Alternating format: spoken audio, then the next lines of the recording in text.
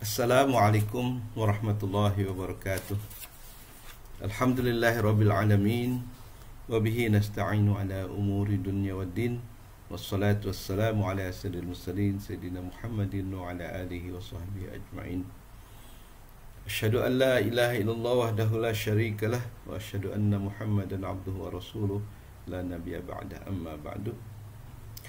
Rekan-rekan mahasiswa dan mahasiswi yang saya cintai dan pemirsa pada umumnya yang saya muliakan, alhamdulillah hingga saat ini kita masih diberi kesehatan oleh Allah Subhanahu wa taala sehingga kita bisa menyelenggarakan perkuliahan tema-tema dalam filsafat Islam yang ke-9 kalau tidak salah ya. Hari ini kita akan bicara mengenai hubungan filsafat dengan disiplin yang lain, dan kali ini akan menyampaikan hubungan filsafat dan sains. Insyaallah minggu depan nanti kita bicara tentang filsafat dan agama, dan minggu kemudiannya lagi filsafat dan mistisisme. Mari kita fokus kepada filsafat dan sains. Di barat, filsafat telah lama diceraikan dari sains, atau sains telah lama memisahkan diri dari filsafat ya. Dan ini seiring dengan filsafatnya Auguste Comte ya, di mana beliau mengatakan bahwa perkembangan manusia itu dimulai dari tahap mitis yang menghasilkan magic, kemudian tahap metafisik yang menghasilkan filsafat, dan sekarang kita memasuki era positivistik ya. Positif yang dimaksud adalah era di mana kita hanya fokus kepada hal-hal yang bisa diindrai oleh mata kita, dan itu menurut beliau adalah ciri daripada modernity ya, kemodernan. Jadi kalau kita mau dianggap modern, kita harus sudah meninggalkan mitos dan juga metafisik, agama dan juga filsafat, dan fokus kepada hal-hal yang bersifat empiris, yang bisa diindrai, yang bisa diobservasi, dan inilah era modern. Jadi kalau kita mau dianggap modern, katanya harus meninggalkan yang tahap-tahap sebelumnya. Dengan demikian maka karena positivisme ini menjadi basis utama dari sains modern, maka sains modern secara sistematis meninggalkan filsafat sebagai induknya, dan filsafat kemudian tinggal di belakang sebagai sesuatu yang dipandang tidak ilmiah. Nah, lain halnya dengan kondisi di dalam tradisi ilmu Islam. Filsafat dari awal sampai akhir sekarang ini masih dipertahankan sebagai sumber atau basis bagi sains. Dan kontras ini penting bagi kita untuk menyadari sifat dasar daripada sains modern dan juga sains Islam. Dalam buku saya, Integrasi Ilmu, sebuah rekonstruksi holistik, dikatakan bahwa filsafat merupakan induk utama ilmu-ilmu rasional yang disebut al-ulumul aqliyah, yang dibedakan oleh Ibnu Khaldun misalnya dengan al-ulumun naqliyah ya. Yang satu ilmu rasional, yang kedua disebut ilmu nakal atau disebut transmit science, atau kita bilang ilmu agama. Induk ilmu-ilmu rasional jadi sebagai induk ilmu rasional, maka dia akan meliputi ya, induk ilmu rasional itu antara lain dibagi menjadi 4 ya, logika, fisika, matematik, dan metafisik ya kan. Jadi semua ilmu yang masuk ke dalam golongan fisika, matematik, dan metafisik itu berinduk kepada filsafat, atau lebih tepatnya filsafat pertama al-falsafatul ula atau yang disebut metaphysics ya.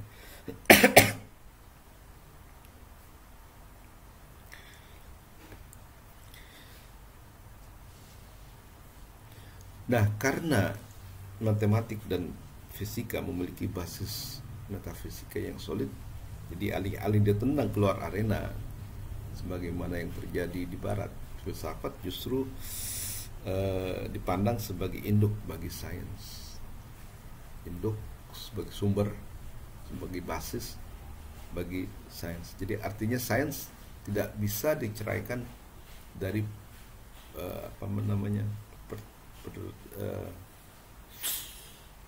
perhatian metafisik atau filsafat ya. Seperti itu. Jadi ada konsiderasi dari metafisik ya untuk semua bidang ilmu rasional. Dalam buku yang lain, yaitu buku saya Menyibak Tirai Kejahilan, ya saya tunjukkan basis ontologis bagi semua objek ilmu-ilmu.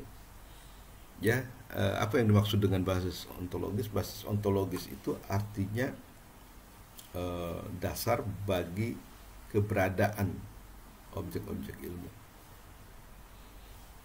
Nah, untuk memahaminya kita harus memandang dulu apa yang dipandang objek ilmiah oleh Barat.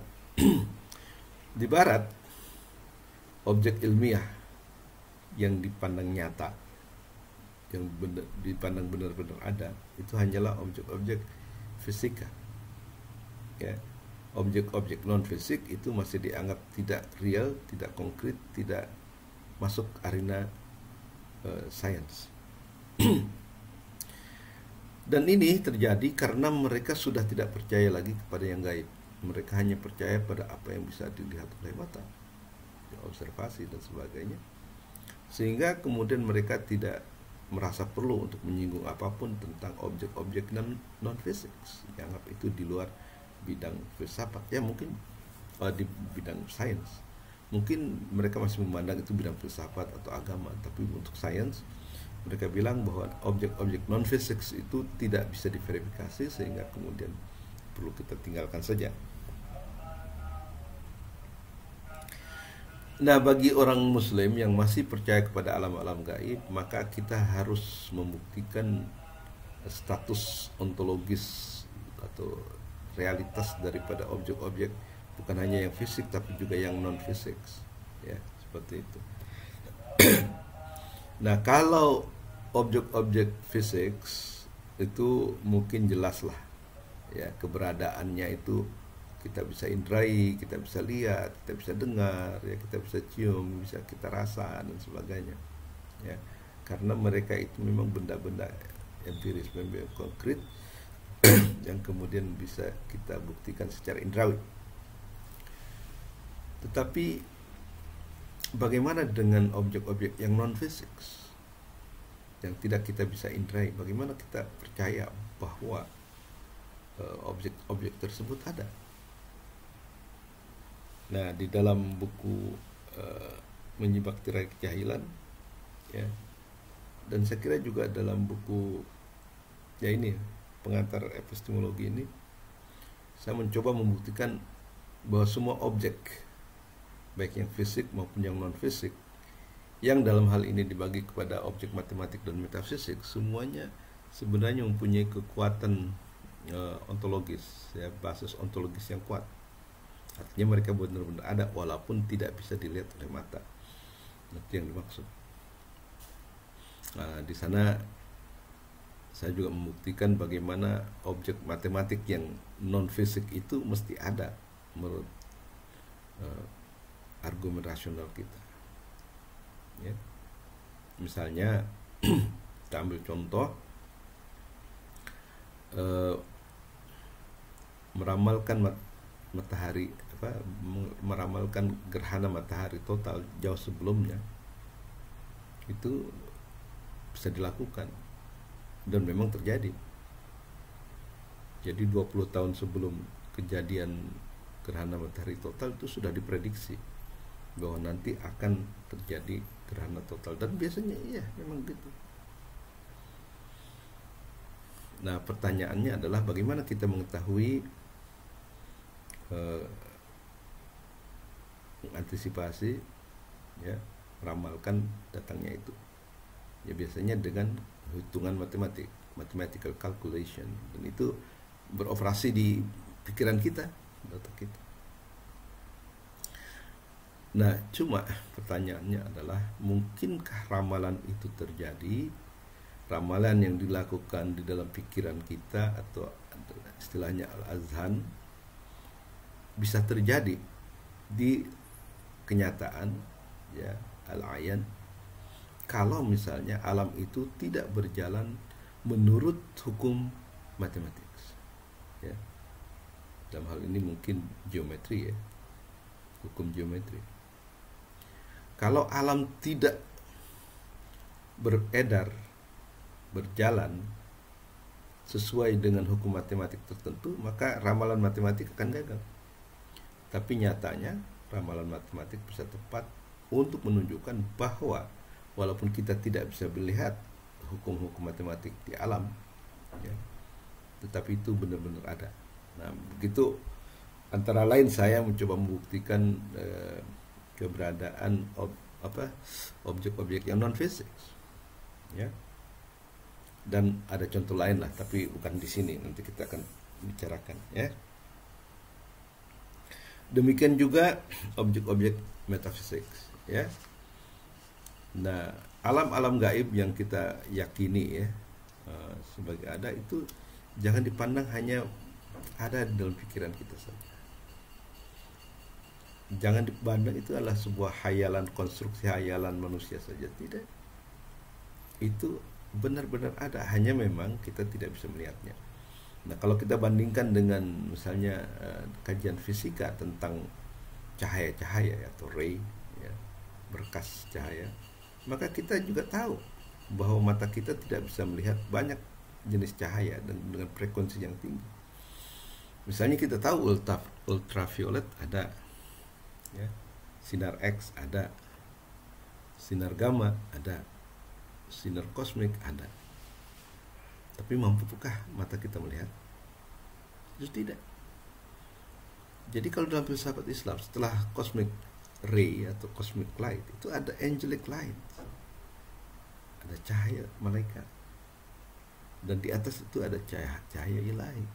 Jadi sebagaimana X-ray, gamma ray, cosmic ray itu diyakini ada walaupun tidak bisa dilihat, maka alam-alam gaib itu adalah seperti itu. Dia benar-benar ada walaupun tidak bisa dilihat oleh mata, karena mata kita itu sangat terbatas, ya. Mata kita itu hanya bisa melihat frekuensi atau gelombang cahaya yang berkekuatan dari 400 sampai 700 nanometer, ya. 1 nano itu 1 meter dibagi 1 miliar, ya kan. Dengan demikian maka mata kita sangat terbatas sekali dalam melihat. Dan bukan berarti bahwa yang tidak dilihat oleh mata tidak ada, cuma itu memang di luar jangkauan. Nah, ada sebagian manusia yang bisa memiliki kekuatan sehingga melebihi yang normal, bisa melihat ya katakanlah makhluk gaib dan sebagainya. Mungkin itu karena range-nya diperluas, ya. Nah, oke, jadi itu tentang apa yang saya lakukan di dalam buku saya, Menyimak Tirai Kejahilan, Pengantar Epistemologi Islam, untuk membuktikan keberadaan daripada objek-objek yang non fisik. Dan untuk itu saya mendukungnya dengan filsafat Mullah Sadra. Sebenarnya Mullah Sadra mengatakan bahwa wujud atau yang ada itu hanya satu saja,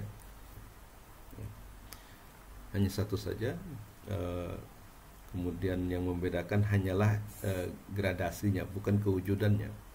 Jadi wujud itu ada yang kasar, ya, gradasinya rendah, kemudian makin halus, itu bersifat mungkin imajinal, ya, kemudian makin halus lagi bersifat spiritual.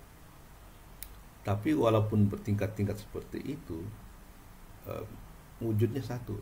Artinya gini, kalau kita mengafirmasi, yang membenarkan keberadaan benda fisik, padahal itu satu dengan yang non fisik, maka kita harus juga membenarkan, mengafirmasi adanya objek-objek yang non fisik, misalnya objek matematik dan objek metafisik. Nah, itu yang dimaksud. Nah, kembali kepada filsafat dalam hubungan dengan sains, para filosof memandang terdapat sumber abadi dan sejati, ya, dan bagi segala yang ada di jagat raya ini yang kemudian akan menjadi objek penelitian ilmiah, ya. Jadi dalam pandangan Islam, alam semesta ini tidak terjadi begitu saja secara kebetulan, ya, tanpa sumber, tanpa sebab, tanpa asal usul. Dalam pandangan Islam, alam raya ini berasal atau dicipta oleh sumber abadi, yaitu Tuhan, ya.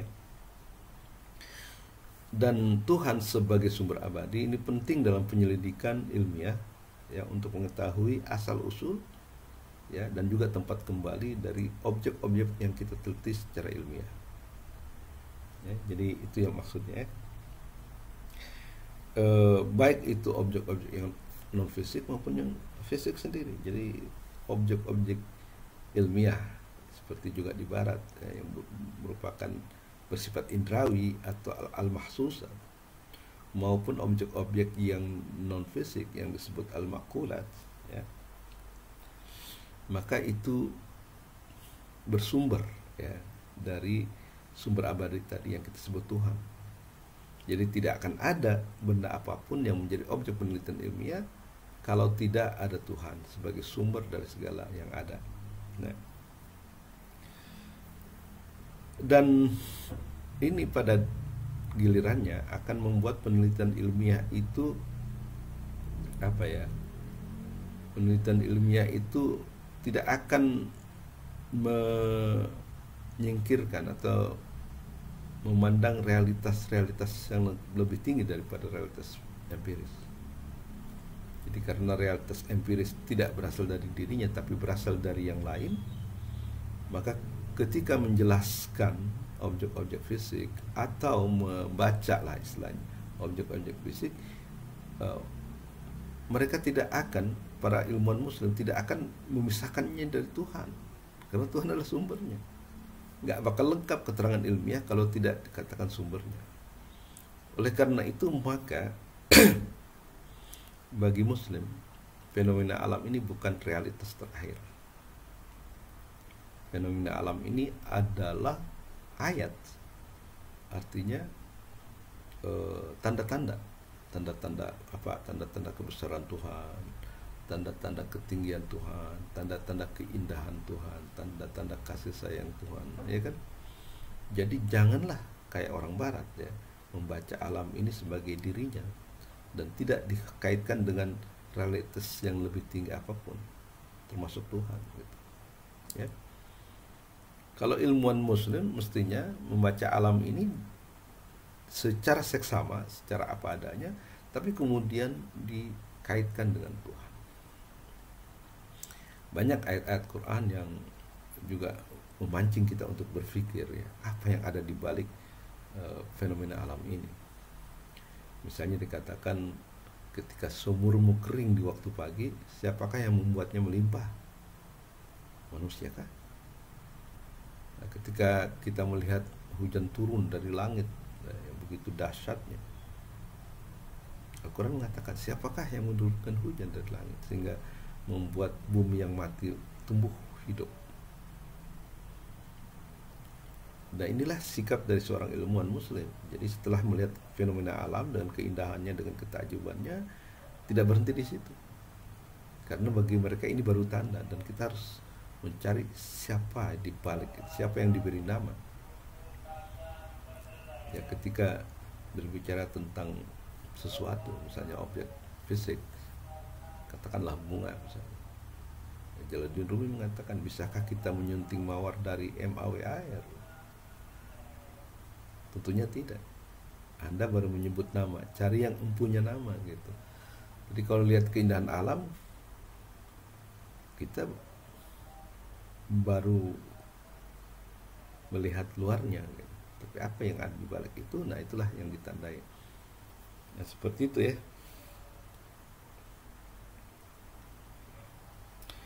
Nah, sehubungan dengan itu ada pandangan Muhammad Iqbal ya. Kita tahu semua filosof dari India yang sangat terkenal itu. Beliau mengatakan bahwa sebenarnya alam ini medan kreativitas Tuhan.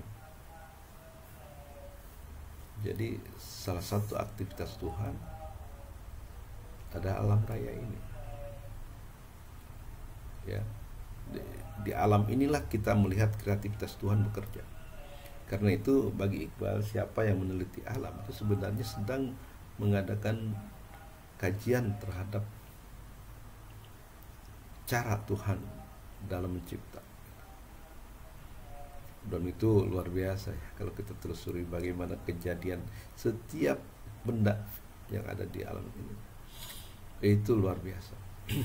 Bagaimana terjadinya batu-batuan dengan evolusinya, bagaimana tumbuhan, bagaimana hewan, bagaimana manusia, bagaimana langit dan bumi dan sebagainya diciptakan. Wah, itu luar biasa. Dan disitulah kita melihat bukti ada kreativitas Tuhan. Jadi mempelajari alam adalah sama dengan mempelajari bagaimana Tuhan menciptakan, bagaimana kreasi Tuhan. Atau dengan kata lain, kita sedang mempelajari sunnatullah, ya, tradisi Allah, cara Allah di dalam menciptakan dan juga memelihara, mengembangkan alam raya ini.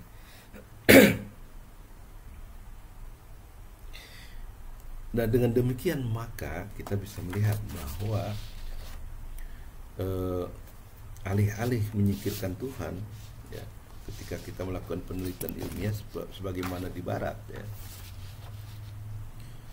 justru kita akan bertambah iman kita kepada Allah Subhanahu wa taala dengan mempelajari alam dengan seksama, ya, karena disitulah kita melihat ke harmonisan, ya, simetrisnya ciptaan Tuhan, hukum yang berlaku, ketetapan, konstanta yang terjadi, itu semuanya sangat menakjubkan. Apalagi kalau, ya, terutama ketika kita memperhatikan kejadian diri manusia, ya, yang sangat canggih, ya. Misalnya saja dikatakan bahwa otak manusia itu merupakan organisme yang paling canggih di alam semesta. Wah, itu dari situ. Makanya Allah mengatakan sanurihim ayatina fi afaq wa fi anfusihim hatta yatabayyana annahu al-haqqu min rabbih. Kami tunjukkan kebesaran sebenarnya kami di antara jagat dan juga dalam diri manusia, sehingga Anda yakin bahwa Al-Quran itu memang berasal dari Allah, ya, merupakan kebenaran yang berasal dari Allah.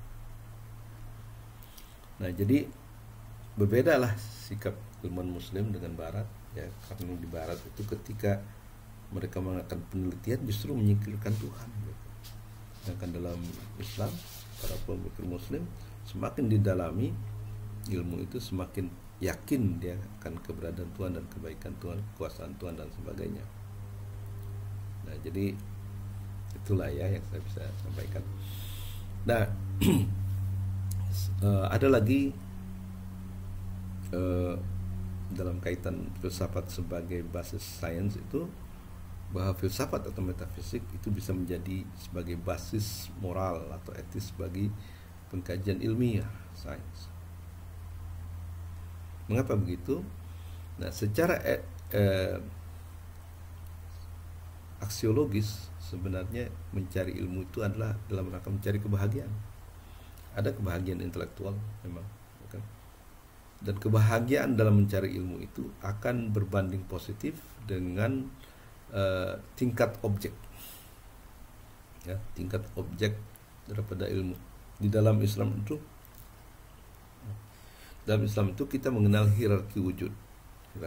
Jadi wujud itu tidak hanya yang fisik. Yang fisik itu adalah hierarki juga, tapi dia menempati hierarki di paling bawah. Nah, ke atas lagi ada hierarki imajinal, ya, alam misal. Kemudian ke atasnya lagi ada hierarki wujud yang paling tinggi, yaitu hierarki metafisik, ya. Jadi fisik, imajinal dan metafisik. Nah, dikatakan bahwa semakin tinggi objek ilmu yang kita pelajari, maka akan semakin tinggi menimbulkan kebahagiaan bagi penelitinya. Ya. Nah, sedangkan filsafat atau metafisik itu adalah mengkaji objek yang paling tinggi, yaitu Allah. Ya.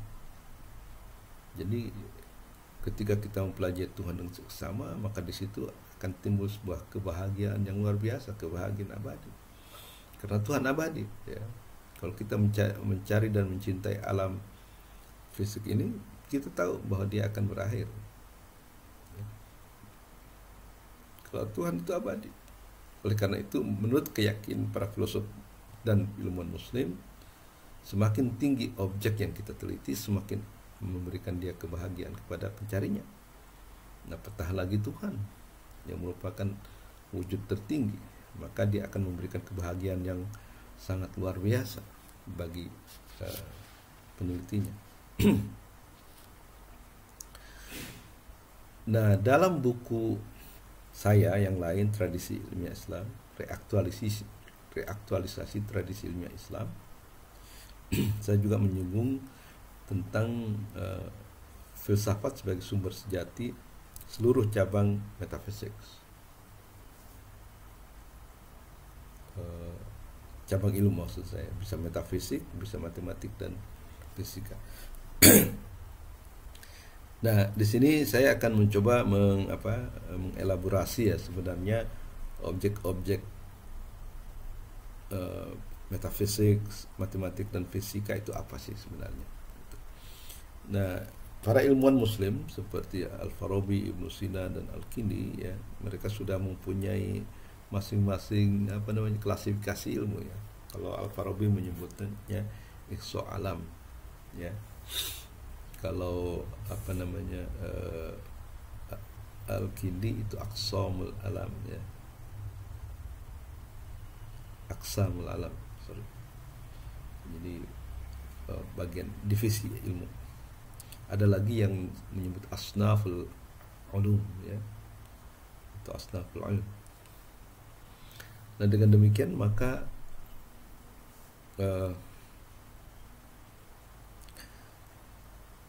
ilmu-ilmu ini memang memiliki subdivisi ya. Misalnya kalau kita bicara metafisik, kita akan berbicara pertama adalah ontologi ya. Ontologi itu mengkaji wujud sebagai wujud. Jadi wujud bukan sebagai yang lain, tapi wujud sebagai wujud ya, atau being qua being, atau al-wujud min haitsu huwal wujud ya. Ini kajian yang sangat tinggi sekali, dan dalam tradisi ilmiah Islam telah menghasilkan dua mazhab ya, yang disebut esensialisme, yang percaya bahwa esensi atau mahiyah itu yang paling fundamental. Ada lagi yang eksistensialisme ya, yang mengatakan bahwa wujud, eksistensi itulah yang paling dasar. Yang satu diwakili oleh Suhrawardi, yang lain oleh Mullah Sadran misalnya. Nah, ontologi biasanya dikatakan sebagai metafisik pada makna yang paling umum ya. Kemudian yang kedua ada teologi, yaitu ilmu yang mempelajari tentang Tuhan, dan itu disebut dengan metafisik dalam makna yang lebih khusus ya, mana khas. Dan ini akan berbicara tentang Tuhan sebagai sumber dari semua yang ada di alam semesta. Kemudian cabang yang ketiga adalah kosmologi ya, yaitu ilmu metafisik yang mempelajari bukan hanya struktur alamnya, tetapi juga asal usul ya. Ada kosmogoni misalnya tentang asal usul alam, ada kosmografi tentang deskripsi alam semesta. Tapi kosmologi adalah ilmu tentang alam, tapi ini filsafat alam ya, jadi bukan alam seperti yang dikaji dalam fisika ya, ini filsafat alam. Kemudian ada antropologi ya, yaitu filsafat manusia, jadi bukan manusia sebagai fisik, tapi manusia sebagai makhluk metafisik ya, spiritual. Misalnya bahwa manusia ada dikatakan sebagai tujuan akhir penciptaan alam misalnya, bahwa manusia adalah khalifah Allah, wakil Allah di muka bumi, yang macam-macam itulah ya. Oke. Kemudian setelah itu ada eskatologi. Eskatologi ini berbicara tentang nasib jiwa manusia setelah bercerai dari badan. Jadi setelah kematian itu manusia akan kemana gitu. Nah itu akan dibahas di situ, dan tentu saja itu akan berkenaan dengan misalnya ada istilah immortality of the soul, baqaun nafs ya, keabadian jiwa. Nah kemudian kalau kita bicara tentang matematik, maka matematik juga dibagi dalam sub-subnya, yaitu yang pertama aritmetik atau disebut ilmu hisab, yaitu bicara tentang angka ya, angka yang bisa ditambah, bisa diambil, bisa dibagi, bisa dikali dan sebagainya. Dan dalam Islam aritmetik ini mempunyai simbol. Jadi misalnya 1 itu menyimbolkan Tuhan, 2 menyimbolkan alam gitu, kemudian 4 menyimbolkan unsur dan sebagainya. Dan dikatakan bahwa tidak mungkin ada 2 kalau tidak ada 1, yang itu berimplikasi pada tidak mungkin adanya alam tanpa ada Tuhan gitu. Jadi ada sisi metafisiknya ya. Kemudian geometri itu ilmu ukur ruang ya, kalau dulu saya waktu di SD ilmu ukur ruang. Jadi memang manfaat praktisnya adalah untuk mengukur bidang. Jadi misalnya kita punya tanah ya kan, pajaknya sekian gitu, tapi pajak tidak bisa kita hitung berapa kecuali kita mengetahui luasnya. Nah geometri antara lain juga untuk itu. Jadi kan bidang itu nggak selalu segi 4. Kalau di masuk di pelosok Jakarta misalnya, itu ada tanah yang bentuknya nggak keruan ya. Nah salah satu manfaat praktis daripada geometri adalah mampu untuk mengukur lahan yang kita miliki, sehingga kemudian menjadi jelas berapa ukurannya dan menjadi jelas berapa pajaknya misalnya ya. Tapi geometri juga tentu saja bicara tentang bentuk-bentuk ya, makanya disebut lingkaran, ada segitiga, segi 4, jajaran genjang ya kan, layang-layang, trapesium ya kan, kemudian konik ya, kerucut dan sebagainya, dan itu dikaji di dalam geometri. Kalau Ikhwanul Sofa itu mengatakan bahwa sebenarnya awal daripada geometri itu adalah titik, dan titik itu adalah ujung dan pangkal sebuah garis gitu. Nah dari titik ini kalau tarik ya, digeser pulpen kita, itu akan menimbulkan yang disebut garis ya. Jadi garis ini memiliki satu dimensi. Nah, tapi kalau misalnya garisnya kita bentuk segi 4, maka itu disebut bidang ya. Jadi ada panjang, ada lebar, maka kemudian diketahui luasnya berapa ya. Tapi kemudian kalau diberi dalam juga, bidang itu diberi dalam atau tinggi, maka akan terbentuk sebuah disebutnya ruang ya. Dan kalau bidang tadi 2 dimensi, ruang itu ada 3 dimensi. Dan tentunya masih banyak lagi ya, nanti ada gabungan antara aritmatik dengan geometri yang kemudian kita kenal dengan trigonometri dan sebagainya. Umat Islam, ilmu-ilmu sudah mengembangkan ini sangat jauh sekali, jauh melampaui kondisi di barat pada masa itu ya.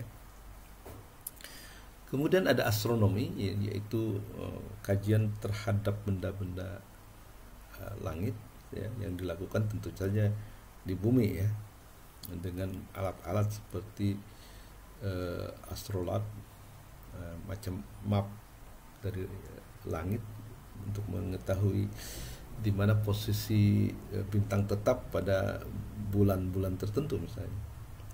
Kemudian observatorium atau peneropong bintang itu ramai, ada ratusan ya di dunia Islam dibangun observatorium ini.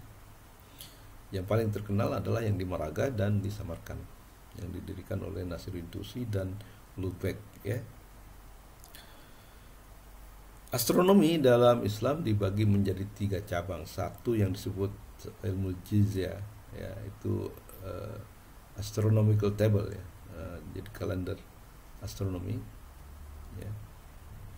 Kemudian yang disebut ilmu hay'ah, itulah yang disebut astronomi dalam pengertian modern. Tapi juga ada ahkamun nujum ya, yang itu yang kita sebut astrologi ya. Menarik sebenarnya kajian ini, kalau kita telusuri bisa panjang itu. Kemudian yang menarik adalah musik masuk ke dalam ilmu matematik ya. Jadi musik masuk ke dalam ilmu matematik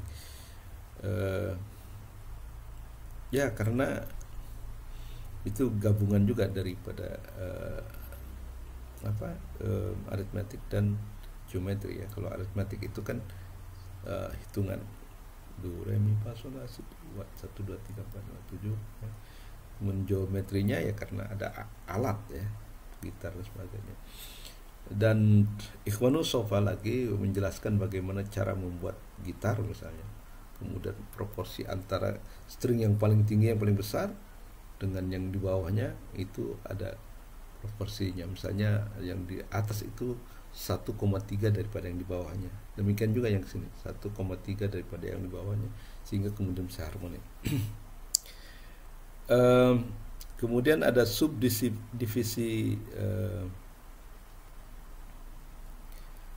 fisika ya, dan ini terbagi ke dalam 8 cabang ya kalau tidak salah ya. Yang pertama adalah astrofisik atau yang disebut oleh Ibnu Sina sebagai as-sama wal alam. Kemudian ada meteorologi yang membahas tentang apa yang ada antara langit dan bumi dengan segala lapisan-lapisannya. Ada lapisan oksigen ya, falakun nasim, al-falak an-nasim, falakun nasim. Kemudian ada falak zamharir ya, yang sangat dingin. Kemudian ada falak asir, ether, dan kemudian baru falak komar ya. Karena itu ada yang panas tapi ada yang dingin, sehingga kemudian falak nasim atau udara yang kita hidup itu bertemperatur sedang dan memungkinkan terjadi kehidupan. Di planet yang lain mungkin tidak terjadi ya. Oke. Kemudian fisika dalam arti proper ya, fisika dasar, yaitu mempelajari tentang bentuk dan materi, kemudian ruang dan waktu dan gerak ya. Kemudian ada lagi bagian dari situ tentang generasi dan korupsi, tentang kejadian kehancuran. Setelah itu ada bidang yang mungkin kita sebut kimia ya, biasanya disebut al-arkan al-arba'ah. Jadi bicara tentang unsur-unsur yang 4 ya, tanah, api, udara, dan air ya. Dan bagaimana empat unsur ini melahirkan yang lain, tumbuhan, hewan, dan lain-lain ya. Kemudian ada mineralogi yang bicara tentang batu-batuan dan logam-logaman. Kemudian ada botani ya, yaitu tentang tumbuhan yang bukan hanya mengkaji secara fisiologi tapi pada psikologis juga, psikologi. Kemudian zoologi, ilmu hewan ya, sama, bukan hanya fisiologis tapi psikologis juga. Daya-daya jiwa hewan dikaji sana. Kemudian anatomi, yaitu studi tentang manusia sebagai makhluk fisik. Dan kemudian psikologi masuk di dalam kajian manusia, yaitu manusia sebagai makhluk mental. Ada yang menggolongkan lagi kedokteran masuk ini. Yang menjadi kedokteran adalah ilmu tentang manusia sejauh menyangkut dimensi kesehatan atau sakitnya manusia. Nah, barangkali itu saja yang bisa saya sampaikan ya. Semoga ini menambah wawasan bagi kita. Untuk kelebihan dan kekurangannya saya mohon maaf. Billahi taufiq wal hidayah. Wassalamualaikum warahmatullahi wabarakatuh. Assalamualaikum warahmatullahi wabarakatuh. Alhamdulillahirabbil alamin wa bihi nasta'inu ala umuri dunya waddin. Wassalatu wassalamu ala sayyidil mursalin sayyidina Muhammadin wa ala alihi wa sahbihi ajma'in. Asyhadu an la ilaha illallah wahdahu la syarikalah wa asyhadu anna Muhammadan abduhu wa rasuluh la nabiyya ba'da, amma ba'du. Rekan-rekan mahasiswa dan mahasiswi yang saya cintai dan pemirsa pada umumnya yang saya muliakan, alhamdulillah hingga saat ini kita masih diberi kesehatan oleh Allah Subhanahu wa taala sehingga kita bisa menyelenggarakan perkuliahan tema-tema dalam filsafat Islam yang ke-9 kalau tidak salah ya. Hari ini kita akan bicara mengenai hubungan filsafat dengan disiplin yang lain, dan kali ini akan menyampaikan hubungan filsafat dan sains. Insyaallah minggu depan nanti kita bicara tentang filsafat dan agama, dan minggu kemudiannya lagi filsafat dan mistisisme. Mari kita fokus kepada filsafat dan sains.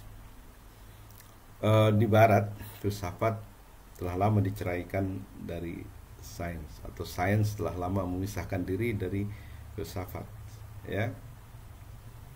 Dan ini seiring dengan filsafatnya Auguste Comte ya, di mana beliau mengatakan bahwa perkembangan manusia itu dimulai dari tahap mitis yang menghasilkan magic, kemudian tahap metafisik yang menghasilkan filsafat, dan sekarang kita memasuki era positivistik ya, positif. Yang dimaksud adalah era di mana kita hanya fokus kepada hal-hal yang bisa diindrai oleh mata kita, dan itu menurut beliau adalah ciri daripada modernity ya, kemodernan. Jadi kalau kita mau dianggap modern, kita harus sudah meninggalkan mitos dan juga metafisik, agama dan juga filsafat, dan fokus kepada hal-hal yang bersifat empiris, yang bisa diindrai, yang bisa diobservasi, dan inilah era modern. Jadi kalau kita mau dianggap modern, katanya harus meninggalkan yang tahap-tahap sebelumnya. Dengan demikian maka karena positivisme ini menjadi basis utama dari sains modern, maka sains modern secara sistematis meninggalkan filsafat sebagai induknya, dan filsafat kemudian tinggal di belakang sebagai sesuatu yang dipandang tidak ilmiah. Nah, lain halnya dengan kondisi di dalam tradisi ilmiah Islam. Filsafat dari awal sampai akhir sekarang ini masih dipertahankan sebagai sumber atau basis bagi sains. Dan kontras ini penting bagi kita untuk menyadari sifat dasar daripada sains modern dan juga sains Islam. Dalam buku saya, Integrasi Ilmu, sebuah rekonstruksi holistik, dikatakan bahwa filsafat merupakan induk utama ilmu-ilmu rasional yang disebut al-ulumul aqliyah, yang dibedakan oleh Ibnu Khaldun misalnya dengan al-ulumun naqliyah ya. Yang satu ilmu-ilmu rasional, yang kedua disebut ilmu nakal atau disebut transmit science, atau kita bilang ilmu agama. Induk ilmu-ilmu rasional ya, jadi sebagai induk ilmu rasional maka dia akan meliputi ya, induk ilmu rasional itu antara lain dibagi menjadi 4 ya, logika, fisika, matematik, dan metafisik ya kan. Jadi semua ilmu yang masuk ke dalam golongan fisika, matematik, dan metafisik itu berinduk kepada filsafat, atau lebih tepatnya filsafat pertama al-falsafatul ula atau yang disebut metaphysics, ya.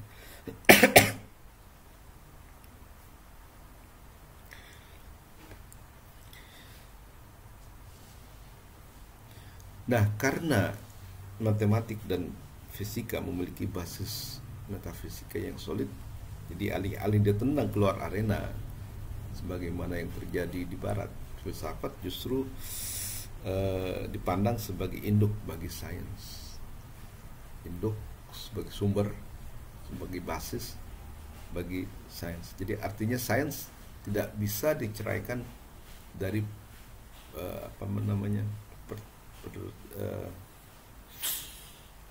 perhatian metafisik atau filsafat, ya. Seperti itu. Jadi ada konsiderasi dari metafisik, ya, untuk semua bidang ilmu rasional. Dalam buku yang lain, yaitu buku saya Menyibak Tirai Kejahilan, ya, saya tunjukkan basis ontologis bagi semua objek ilmu-ilmu.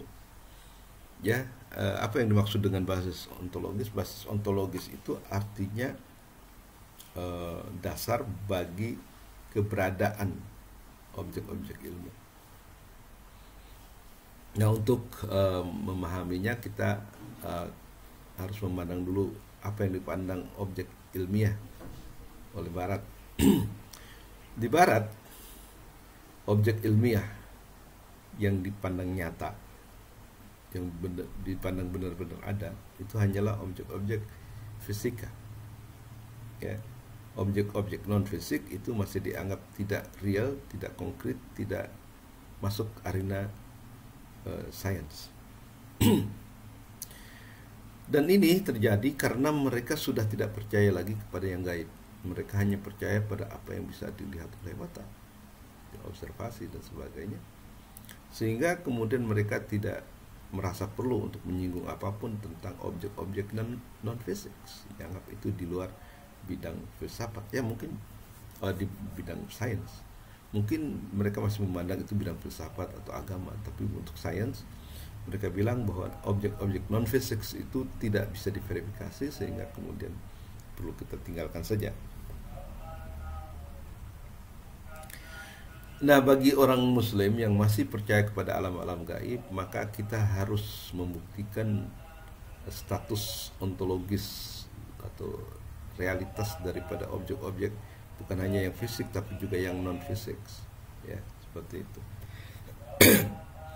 Nah, kalau objek-objek fisik itu mungkin jelas lah, ya, keberadaannya itu kita bisa indrai, kita bisa lihat, kita bisa dengar, ya, kita bisa cium, bisa kita rasa dan sebagainya, ya, karena mereka itu memang benda-benda empiris, benda konkret yang kemudian bisa kita buktikan secara indrawi.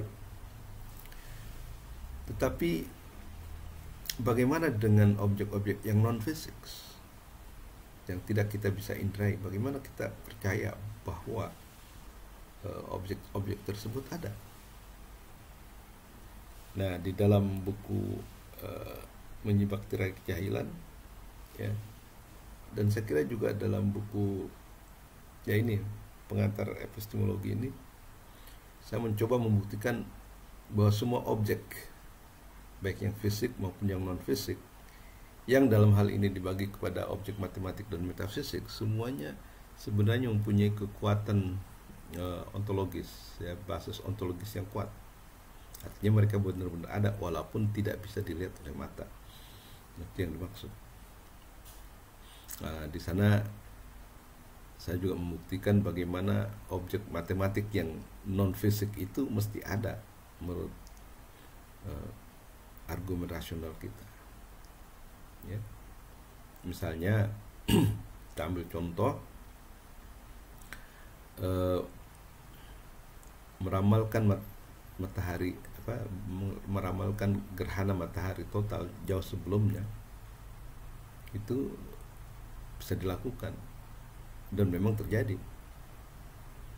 Jadi 20 tahun sebelum kejadian gerhana matahari total itu sudah diprediksi bahwa nanti akan terjadi gerhana total, dan biasanya iya memang gitu.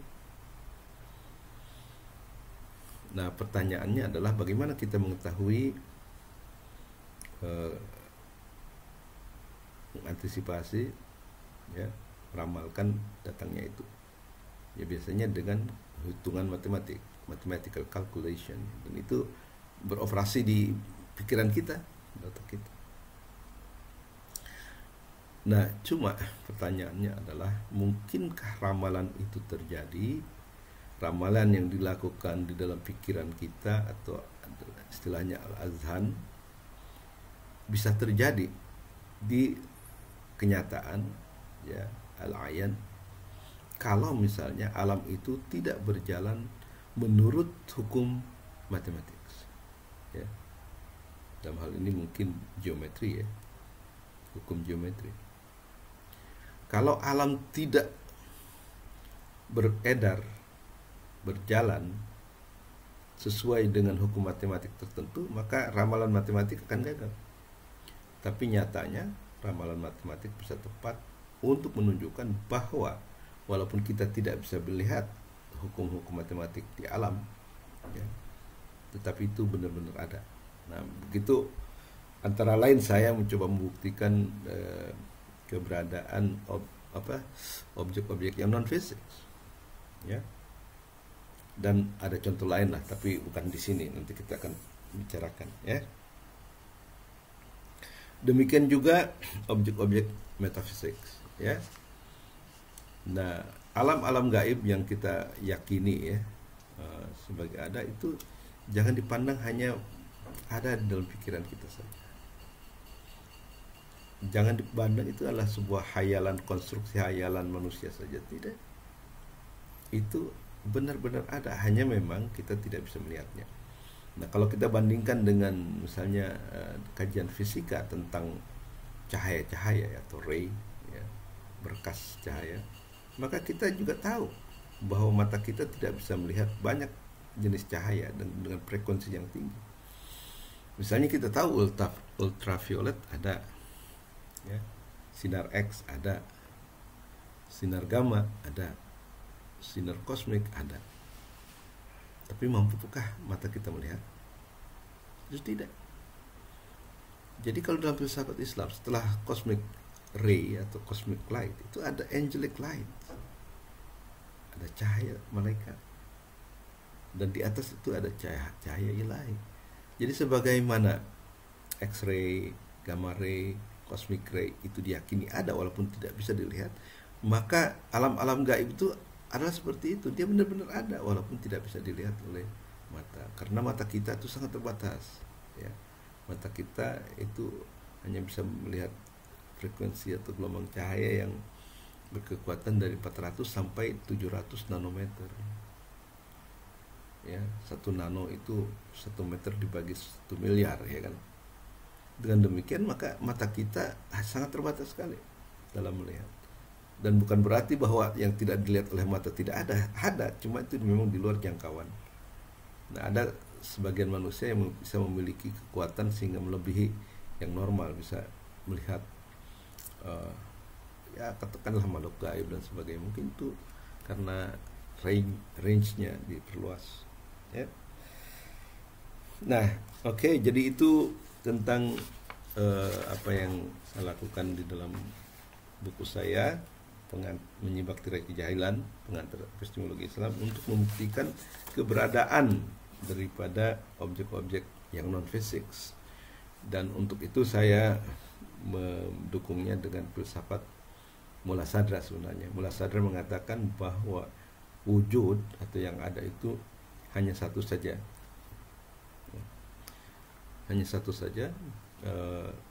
kemudian yang membedakan hanyalah gradasinya, bukan kewujudannya. Jadi wujud itu ada yang kasar, ya, gradasinya rendah, kemudian makin halus, itu bersifat mungkin imajinal, ya. Kemudian makin halus lagi bersifat spiritual. Tapi walaupun bertingkat-tingkat seperti itu, wujudnya satu. Artinya gini, kalau kita mengafirmasi yang membenarkan keberadaan benda fisik, padahal itu satu dengan yang non fisik, maka kita harus juga membenarkan, mengafirmasi adanya objek-objek yang non fisik, misalnya objek matematik dan objek metafisik. Nah, itu yang dimaksud. Nah, kembali kepada filsafat dalam hubungan dengan sains, para filosof memandang terdapat sumber abadi dan sejati, ya, dan bagi segala yang ada di jagat raya ini yang kemudian akan menjadi objek penelitian ilmiah, ya. Jadi dalam pandangan Islam, alam semesta ini tidak terjadi begitu saja secara kebetulan, ya, tanpa sumber, tanpa sebab, tanpa asal usul. Dalam pandangan Islam, alam raya ini berasal atau dicipta oleh sumber abadi, yaitu Tuhan, ya. Dan Tuhan sebagai sumber abadi ini penting dalam penyelidikan ilmiah, ya, untuk mengetahui asal usul, ya, dan juga tempat kembali dari objek-objek yang kita teliti secara ilmiah, ya. Jadi itu yang maksudnya, ya. Baik itu objek-objek yang non fisik maupun yang fisik sendiri. Jadi objek-objek ilmiah seperti juga di barat, ya, yang merupakan bersifat indrawi atau al-mahsusah, maupun objek-objek yang non fisik yang disebut al-maqulat, ya, maka itu bersumber, ya, dari sumber abadi tadi yang kita sebut Tuhan. Jadi tidak akan ada benda apapun yang menjadi objek penelitian ilmiah kalau tidak ada Tuhan sebagai sumber dari segala yang ada. Nah, dan ini pada gilirannya akan membuat penelitian ilmiah itu penelitian ilmiah itu tidak akan menyingkirkan atau memandang realitas-realitas yang lebih tinggi daripada realitas empiris. Jadi karena realitas empiris tidak berasal dari dirinya tapi berasal dari yang lain, maka ketika menjelaskan objek-objek fisik atau membaca lah istilahnya objek-objek fisik, mereka tidak akan, para ilmuwan muslim tidak akan memisahkannya dari Tuhan, karena Tuhan adalah sumbernya. Nggak bakal lengkap keterangan ilmiah kalau tidak dikatakan sumbernya. Oleh karena itu, maka bagi muslim, fenomena alam ini bukan realitas terakhir. Fenomena alam ini adalah ayat, artinya tanda-tanda kebesaran Tuhan, tanda-tanda ketinggian Tuhan, tanda-tanda keindahan Tuhan, tanda-tanda kasih sayang Tuhan, ya kan? Jadi janganlah kayak orang barat, ya, membaca alam ini sebagai dirinya dan tidak dikaitkan dengan realitas yang lebih tinggi apapun, termasuk Tuhan, gitu, ya. Kalau ilmuwan muslim mestinya membaca alam ini secara seksama, secara apa adanya, tapi kemudian dikaitkan dengan Tuhan.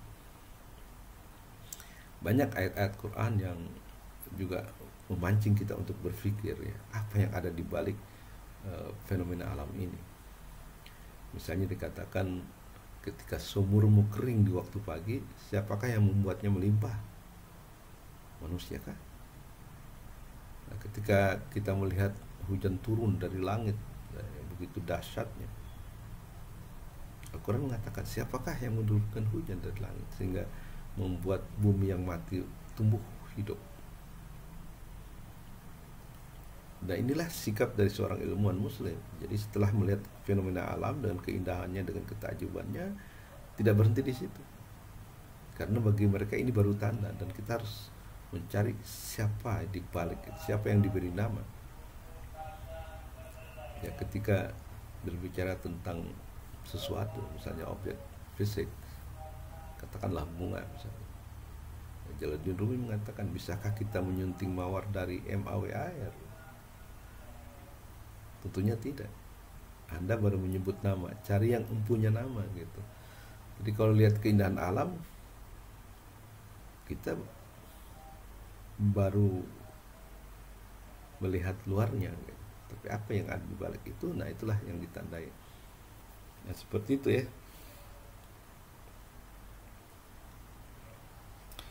Nah sehubungan dengan itu ada pandangan Muhammad Iqbal ya, kita tahu semua filosof dari India yang sangat terkenal itu. Beliau mengatakan bahwa sebenarnya alam ini medan kreativitas Tuhan. Jadi salah satu aktivitas Tuhan ada alam raya ini. Ya, di alam inilah kita melihat kreativitas Tuhan bekerja. Karena itu bagi Iqbal, siapa yang meneliti alam itu sebenarnya sedang mengadakan kajian terhadap cara Tuhan dalam mencipta. Dan itu luar biasa ya, kalau kita telusuri bagaimana kejadian setiap benda yang ada di alam ini. Itu luar biasa. Bagaimana terjadinya batu-batuan dengan evolusinya, bagaimana tumbuhan, bagaimana hewan, bagaimana manusia, bagaimana langit dan bumi dan sebagainya diciptakan. Wah, itu luar biasa. Dan disitulah kita melihat bukti ada kreativitas Tuhan. Jadi mempelajari alam adalah sama dengan mempelajari bagaimana Tuhan menciptakan, bagaimana kreasi Tuhan. Atau dengan kata lain, kita sedang mempelajari sunnatullah, ya, tradisi Allah, cara Allah di dalam menciptakan dan juga memelihara, mengembangkan alam raya ini.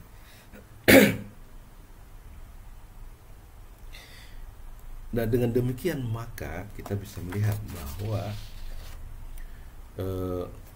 alih-alih menyingkirkan Tuhan, ya, ketika kita melakukan penelitian ilmiah sebagaimana di Barat, ya,